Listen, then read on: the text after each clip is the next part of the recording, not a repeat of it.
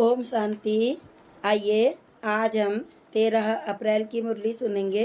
कल 12 अप्रैल की मुरली में हमें भगवान ने बताया कि सारी संसार की जितनी भी आत्माएं हैं सब मेरे बच्चे हैं।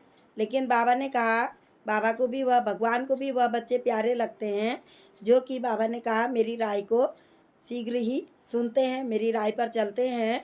और बाबा ने कहा तो उन्हें बाबा ने कहा मेरे प्यार की कशिश होती है और वो बच्चे मेरे मेरे प्यार को अपनी ओर खींच लेते हैं, यानी कि बाबा को अपना बना लेते हैं। फिर बाबा ने कहा इस समय बाबा ने भी एक कॉन्ट्रैक्ट लिया हुआ है, ठेका लिया हुआ है कि सारी विश्व की आत्माओं को पावन बना करके घर ले जाने के लिए बाबा भगवान आए हुए हैं।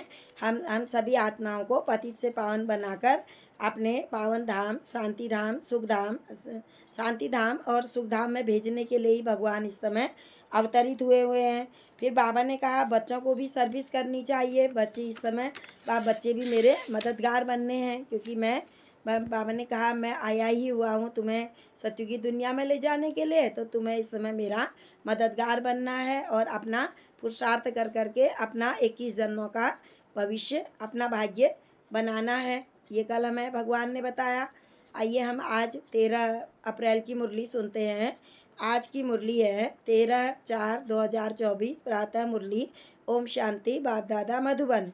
बाबा कह रहे हैं मीठे बच्चे, बाबा 21 जन्म के लिए तुम्हारी दिल ऐसी बहला देते हैं जो तुम्हें दिल बहलाने के लिए मेले मलाखड़े आदि में जाने की दरकार नहीं होती है। आजकल के मनुष्य आत्माएं अशांत होती हैं तो कहीं मेले में चली जाते हैं, कहीं घूमने के लिए चले जाते हैं, पिकनिक मनाने के लिए चले जाते हैं। तो बाबा ने कहा तुम इस समय मेरी श्रीमत पर चलते हो तो तुम्हें फिर 21 जन्मों के लिए कहीं भी अपने दिल बहलाने की ज़रूरत नहीं है, क्योंकि तुम स्वर्ग में रहोगे 21 जन्म तक।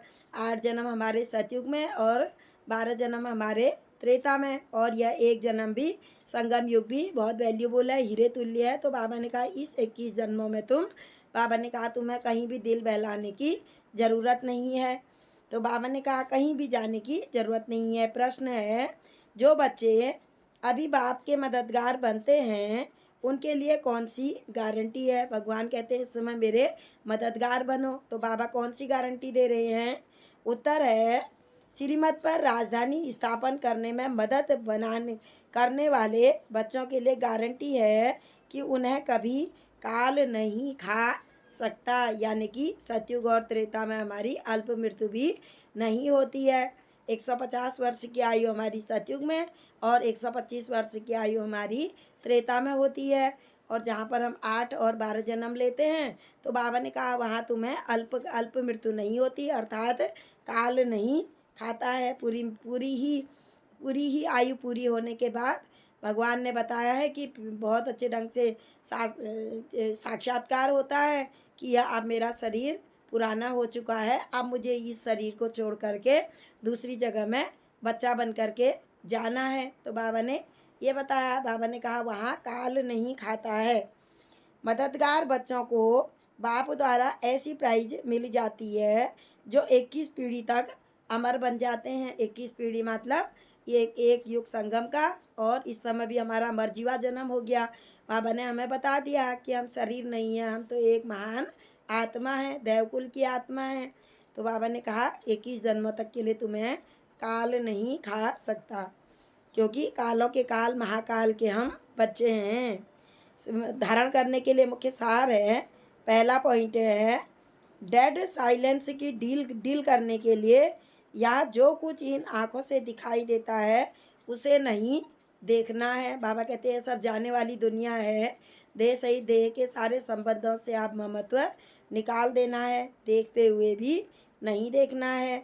देह सहित बुद्धि से सबका त्याग कर, अपने शरीर का भी त्याग कर अपने घर और राज्य की स्मृति में रहना है, यानी कि अपने परम धाम को याद करो और अपने वैकुंठ को याद करो जहाँ हमने जाना है। दूसरा है अपने करैक्टर्स का रजिस्टर रखना है, करैक्टर हमें अपना अच्छा बनाना है। पढ़ाई में कोई गफलत नहीं करनी है। हम इस समय गॉडली स्टूडेंट हैं, भगवान पढ़ा रहे हैं तो पढ़ाई में भी हमें कभी भी गफलत नहीं करनी है।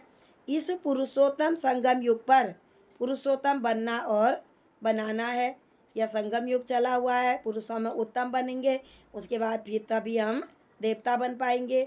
तो बाबा ने कहा उसका उसका इस समय हमको पुरुषार्थ करना है। आज का मधुर वरदान है बाबा का हमारे लिए, सदा सर्व प्राप्तियों से भरपूर रहने वाले हर्षित मुख, हर्षित चित भव। मुख भी, मन भी शांत हो और चेहरा भी हर्षित मुख हो, जो कि देवी देवताओं का दिखाया जाता है। हर्षित मुख, कंचन काया। तो बाबा ने कहा इसका विस्तार है, जब भी कोई देवी देवता की मूर्ति बनाते हैं तो उसमें चेहरा सदा हर्षित दिखाते हैं। तो आपके इस समय के हर्षित मुख रहने का यादगार चित्रों में भी दिखाते हैं। वह हमारे ही चित्र हैं, उनमें हमको हर्षित मुख दिखाया हुआ है। इसी समय के लिए इस समय हम हर्षित रहेंगे तो हमारे जड़ चित्रों में भी हमारी मूर्तियाँ भी मुस्कुराती हुई दिखाई देंगी। हर्षित मुख अर्थात सदा सर्व प्राप्तियों से भरपूर, कोई अपर्याप्त कोई भी वस्तु न हो। इच्छा मात्रम अविद्या। बाबा कहते हैं इच्छा क्या होती है इसके बारे में तुम्हें कुछ भी जानकारी भी नहीं होनी चाहिए, क्योंकि हम इस समय भरपूर हैं। तो बाबा ने कहा हर्षित रहते हैं तो अपर्याप्त कोई नहीं वस्तु है, तो हर्षित नहीं रहेंगे। कोई कितना भी हर्षित रहने की कोशिश करे, बाहर से हंसेंगे लेकिन दिल से नहीं। आप तो दिल से मुस्कुराते हो, क्योंकि सर्व प्राप्तियों से भरपूर हो। इस समय बाबा हमें सर्व प्राप्तियों से भरपूर भर रहे हैं, सर्व खजाने हमें दे रहे हैं, ज्ञान का, गुणों का, शक्तियों का। परमात्मा हमें सब प्रकार से खजानों से भरपूर कर रहे हैं। तो बाबा ने कहा हर्षित हमेशा रहना है, दुख का तो तुम्हारे लिए इस समय नामो निशान भी नहीं है। आज का स्लोगन है पास विद ऑनर बनना है, यानी कि ज्ञान योग धारणा और सेवा। बाबा ने कहा चारों ही उनमें तुम्हें अगर पास होना है तो उसके लिए हर खजानों का जमा खाता भरपूर हो। हमेशा अंदर हरे सर्व खजाने हमारे अंदर भरपूर हो। जब किसी को भी जिस समय जिस खजाने की ज़रूरत हो उस खजाने को बाबा ने कहा यूज करो। इसलिए बाबा ने कहा हर खजानों से भरपूर रहना है। अगर तुम्हें पास भी ऑनर बनना है तो सर्व प्राप्तियों से, सर्व खजानों से हमको इस समय भरपूर रहना है। अच्छा, ओम शांति, ओम शांति, ओम शांति।